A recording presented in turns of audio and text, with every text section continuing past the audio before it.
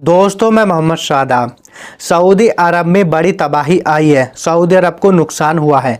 क्या कुछ हुआ है सऊदी अरब में, मैं आपको आगे इस पर बताने वाला हूं। उससे पहले एक खबर पर मैं आपसे बातचीत करूंगा। आज 11 दिसंबर है। आज एसआईआर की लास्ट डेट है। आज एसआईआर की फॉर्म भरने की आखिरी तिथि है। जिसने एसआईआर का फॉर्म नहीं भरा वो एसआईआर का फॉर्म भरकर जमा जरूर कर दें। हल्के में ना लें, फॉर्म भरें, फॉर्म भरकर जमा जरूर कर दें। जमा कर दिया है तो अच्छी बात है। आस पड़ोस वाले से पूछ ले, अपने रिश्तेदार वालों से पूछ ले, परिवार वालों से भी पूछ ले आपने फॉर्म भरा है या नहीं भरा। अगर नहीं भरा तो उनके फॉर्म को भरवाएं और जमा करवा दें। आज आखिरी तारीख है एसआईआर के फॉर्म भरने की। वैसे ऐसी भी खबरें हैं एसआईआर की जो डेट है वो बढ़ सकती है। इस वहम में ना रहें एसआईआर की डेट बढ़ेगी। अरे आपको इससे तो मतलब ही नहीं होना चाहिए। जब आपको एसआईआर का फॉर्म भरना है तो इस काम को निपटाएं और काम छोड़ दें और काम को पेंडिंग में रहने दें। लेकिन सबसे ज़्यादा ज़रूरी ये काम है एसआईआर वाला। वरना आपने अगर एसआईआर का फॉर्म नहीं भरा, आपका नाम वोटर लिस्ट में भी नहीं आएगा, आपकी नागरिकता पर भी सवाल उठने लगेंगे और बहुत सारी चीज़ें हो रही हैं। यूपी में तो डिटेंशन कैंप भी बन गए हैं। इसी वजह से सब काम को छोड़ें, सबसे पहले एसआईआर का फॉर्म भरें। आपके परिवार या रिश्तेदार वालों ने नहीं भरा, उनके फॉर्म को भरवाएं। डेट बढ़ने के कम चांस है। वैसे ऐसी खबरें बढ़ सकती है। डेट इलेक्शन कमीशन के ऊपर है। इलेक्शन कमीशन चाहे तो डेट को बढ़ा भी सकता है, ना भी बढ़ा सकता। इलेक्शन कमीशन जो चाहे वो ही होगा। इलेक्शन कमीशन के हाथ में है। खैर, आज के बाद ही पता चलेगा कल तक डेट बढ़ती है या नहीं बढ़ती है तो कितने दिन की बढ़ती है। केरल में पहले ही डेट बढ़ा दी गई है। 18 दिसंबर डेट बढ़ा दी गई है केरल में।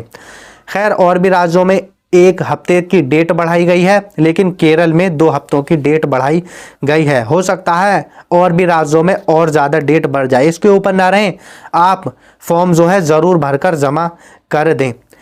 एसआईआर एनआरसी है, ऐसे दावे बहुत सारे किए जा रहे हैं और संसद में बहुत बड़े दावे किए गए हैं। विपक्ष ने आरोप लगाए हैं एसआईआर ही एनआरसी है।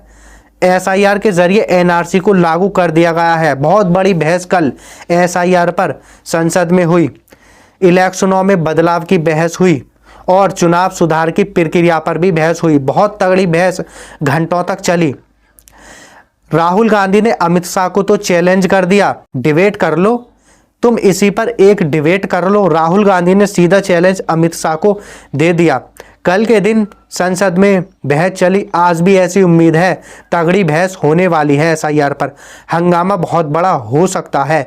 संसद में और राज्यसभा में दोनों में बहस हुई है। आज के दिन भी हो सकती है। अब कल के दिन संसद में बहस चल ही रही थी। अमित शाह ने बोला, बहस चल रही थी इन्हीं सवालों का जवाब देने के लिए। अमित शाह ने बोला, जो बीजेपी के लोग हैं चुनाव प्रक्रिया में सुधार से भागते नहीं हैं। अमित शाह बोल ही रहे थे, इतने में ही राहुल गांधी अपनी सीट से खड़े हुए। राहुल गांधी ने अमित शाह को बीच में टोक दिया। जो कांग्रेस के नेता हैं राहुल गांधी, उन्होंने अमित शाह से बोला, ठीक है इसी पर डिबेट हो जाए, एक बहस हो जाए एसआईआर पर। साथ साथ राहुल गांधी ने यह भी बोला, अमित शाह का जो रिस्पॉन्स है वो डरा हुआ है, वो घबराया हुआ है। अमित शाह बोल रहे थे। साथ साथ अमित शाह ने यह भी बोला, जो कांग्रेस नेता राहुल गांधी ने प्रेस कॉन्फ्रेंस की थी उसका भी मैं जवाब दूंगा। जो राहुल गांधी ने प्रेस कॉन्फ्रेंस की थी, शादी वाली प्रेस कॉन्फ्रेंस, एटम बम वाली प्रेस कॉन्फ्रेंस और हाइड्रोजन बम वाली प्रेस कॉन्फ्रेंस, राहुल गांधी बार बार दावे कर रहे थे एसआईआर के जरिए बीजेपी वोट को कटवा रही है, विपक्ष की वोट को कम करा रही है, अपनी वोट को बढ़ा रही है। इलेक्शन कमीशन से बीजेपी मिली हुई है, इलेक्शन कमीशन बीजेपी के साथ मिलकर काम कर रहा है। बहुत सारे आरोप लगाए। अमित शाह ने इसी पर बोला, मैं इनका जवाब दूंगा, हम लोग डरते नहीं हैं। राहुल गांधी ने बीच में टोक दिया, आपका जो जवाब है वो डरते डरते है, इसी पर बहस हो जाए। खैर, समाजवादी पार्टी ने भी इलेक्शन कमीशन और बीजेपी पर आरोप लगाए। अखिलेश यादव ने सीधा सीधा आरोप बीजेपी पर लगाया। अखिलेश यादव ने बोला, ये जो है ना एसआईआर, ये कोई एसआईआर नहीं है, ये एनआरसी है। अंदर ही अंदर एनआरसी को लागू कर दिया गया है। अखिलेश यादव ने बोला, आधार कार्ड को ये लोग मान नहीं रहे, तो इस हिसाब से ये तो एनआरसी हुई। साथ साथ अखिलेश यादव ने यह भी बोला, हमने तो सुना है उत्तर प्रदेश में मुख्यमंत्री डिटेंशन कैंप बना रहे हैं, जिनके नाम वोटर लिस्ट में नहीं आएंगे उनको क्या आप डिटेंशन सेंटर में बंद कर दोगे? ये तो सीधे सीधे एनआरसी है। सीधे सीधे अखिलेश यादव ने बीजेपी और इलेक्शन कमीशन पर आरोप लगाए हैं, ये जो दोनों मिलकर काम कर रहे हैं, एसआईआर के रूप में एनआरसी को लागू कर दिया गया है। इससे पहले समाजवादी पार्टी ने बीजेपी पर और इलेक्शन कमीशन पर आरोप लगाए थे। बीजेपी और इलेक्शन कमीशन मिलकर उत्तर प्रदेश में 2 से 3 करोड़ वोट को काट सकती हैं। ऐसा हो सकता है जब आखिरी लिस्ट आएगी 2 से 3 करोड़ वोट कम हो जाएंगे और ये जो वोट होंगी ना पीडीए की होंगी, जो अखिलेश यादव ने फॉर्मूला बनाया है पिछड़ा, दलित, अल्पसंख्यक। अखिलेश यादव और समाजवादी पार्टी मानती है जो वोट कटेंगी वो जो समाजवादी पार्टी की कटेंगी, विपक्ष की कटेंगी, बीजेपी की वोट बढ़ेंगी। अखिलेश यादव की पत्नी है डिंपल यादव, ये समाजवादी पार्टी की नेता है और ये मौजूदा सांसद भी है। इन्होंने भी बीजेपी पर बड़े बड़े आरोप लगाए। इन्होंने भी सीधा सीधा कह दिया ये जो सरकार ने, इलेक्शन कमीशन ने मिलकर एसआईआर लागू की है, ये तो सीधे सीधे एनआरसी है, पीछे से एनआरसी लागू कर दी गई है। डिंपल यादव ने कई आरोप सरकार पर और इलेक्शन कमीशन पर लगाए। डिंपल यादव ने यह भी कहा इलेक्शन कमीशन सरकार के लिए काम कर रहा है, सरकार की वोट को बढ़ा रहा है। डिंपल यादव ने साथ साथ ये भी बोला ये जो कदम है एसआईआर वाला, नागरिकता और संवैधानिक नैतिकता की बुनियाद पर सीधा निशाना है। ये एक ऐसी संस्था है जिसके जरिए नागरिकता का अधिकार मांगा जा रहा है, जिसको कानून के मुताबिक कोई हक नहीं है। यानी डिंपल यादव का कहना है इलेक्शन कमीशन को तो कोई हक नहीं है, वो दस्तावेज मांगे, तुम यहाँ के नागरिक हो, ये तो कानून के खिलाफ है। डिंपल यादव ने यह भी कहा ये जो एसआईआर लागू किया गया है, बीएलओ की ट्रेनिंग नहीं कराएगी और एसआईआर बीच में ही लागू कर दिया गया है। डिंपल यादव ने यह भी बोला यूपी में 10 बीएलओ ने आत्महत्या कर ली दवा में और वेस्ट बंगाल में भी 20 बीएलओ ने आत्महत्या कर ली है। सीधा सीधा डिंपल यादव ने आरोप बीजेपी पर लगाए हैं और इलेक्शन कमीशन पर लगाए हैं। सारा का सारा कसूरबाग जिनमें बीएलओ की मौत हुई है या बीएलओ ने खुद सुसाइड किया है, बीजेपी और इलेक्शन कमीशन पर लगाया है। ओवैसी ने भी सीधा आरोप बीजेपी पर और इलेक्शन कमीशन पर लगाए हैं। ओवैसी ने भी कहा ये कोई एसआईआर नहीं है, ये तो पिछले दरवाजे के जरिए एनआरसी लागू की गई है। ओवैसी ने सीधे सीधे आरोप बीजेपी पर लगाए। ओवैसी ने बोला निर्वाचन आयोग देश के सुप्रीम कोर्ट और संसद से बड़ा नहीं हो सकता। एसआईआर कुछ और नहीं बल्कि पिछले दरवाजे से की जा रही एनआरसी है। ये सीधा सीधा सुप्रीम कोर्ट के फैसले का उल्लंघन है।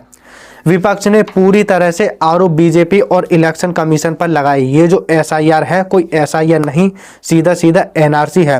पहले से भी बहुत सारे लोग कह रहे थे, बातें चल रही थी, 20-30 साल पहले के सबूत मांगे जा रहे हैं। इस हिसाब से तो ये तो एनआरसी लागू कर दिया गया है। बहुत सारी चीज़ें चल रही थी और लोग कह रहे हैं, तो अब तो पार्टियां भी इलेक्शन कमीशन और बीजेपी पर आरोप लगा रही हैं। खैर शुरू में मैंने आपको बताया था सऊदी अरब में भयंकर तबाही आई है। सऊदी अरब में बारिश हुई है, बहुत तगड़ी वाली बारिश हुई है, छोटी मोटी नहीं, बहुत तगड़ी वाली बारिश हुई है। रेगिस्तान भी पानी में डूब गए हैं, जहां पर रेत ही रेता वहां पर आज पानी ही पानी दिखाई दे रहा है। सऊदी अरब के मक्का और जैदा शहर है ना, इसमें बारिश आई है और इसके आसपास इलाकों में बारिश आई है। ये जो बारिश है ना ऐसी नहीं है, रेड अलर्ट जारी कर दिया गया और रेड अलर्ट से भी जो खतरनाक वाला रेड अलर्ट होता है वो जारी कर दिया गया। रेड अलर्ट से भी ऊपर ये जो बारिश है या इसके खतरे हो सकते हैं। बहुत ज़्यादा खतरनाक बारिश सऊदी अरब में हुई है। वहाँ पर ओले पड़े, शुरू में धीरे धीरे ओले पड़ रहे थे, बारिश हो रही थी, बाद में भयंकर बारिश हुई। वैसे अभी कुछ ही दिन पहले सऊदी अरब में दुआएं हुई थी बारिश के लिए। सऊदी अरब में पानी की कमी हुई थी, सऊदी अरब में सूखा पड़ गया था, इस बात की जानकारी मैंने आपको दी हुई थी। एक अलग ही तरीके की जो खासकर इसी वजह से नमाज होती है जो बारिश के लिए की जाती है, सूखा पड़ जाए उसको दूर करने के लिए की जाती है, नमाज इस्तिके की नमाज, वो पढ़ी जा रही थी। उसको पढ़ पढ़ कर लोग दुआ कर रहे थे। लेकिन अब ऐसी सुनी वहाँ पर इतना पानी भरा, सड़कें भी डूब गई, स्कूल भी बंद हो गए, सरकारी संस्थाएं भी बंद हो गई, ऑनलाइन तरीके से बच्चों की पढ़ाई चल रही है और जो प्रोग्राम थे वो भी रद्द हो गए। जो प्रोग्राम होने वाले थे उनको भी रद्द कर दिया गया और जो प्रोग्राम चल रहे थे उनको बीच में ही छोड़ दिया गया। एक इंटरनेशनल प्रोग्राम चल रहा था सऊदी अरब में, रेड सी इंटरनेशनल फिल्म के नाम से, इसको भी बीच में ही रोक दिया गया। खैर भयंकर सऊदी अरब में तबाही आई है, बारिश हुई है, जहां पर रेत था वहां पर भी सड़कें भरी हुई हैं और अभी भी ऐसी खबरें हैं, बारिश जारी है और ज़्यादा ख़तरनाक वहां पर बाढ़ आ सकती है। बहुत ज़्यादा तबाही सऊदी अरब में आई है। खैर, अभी कुछ दिन पहले दुआ हुई थी, लेकिन अब इतनी भयंकर बारिश हुई, अब लोग घरों से बाहर भी नहीं निकल पा रहे।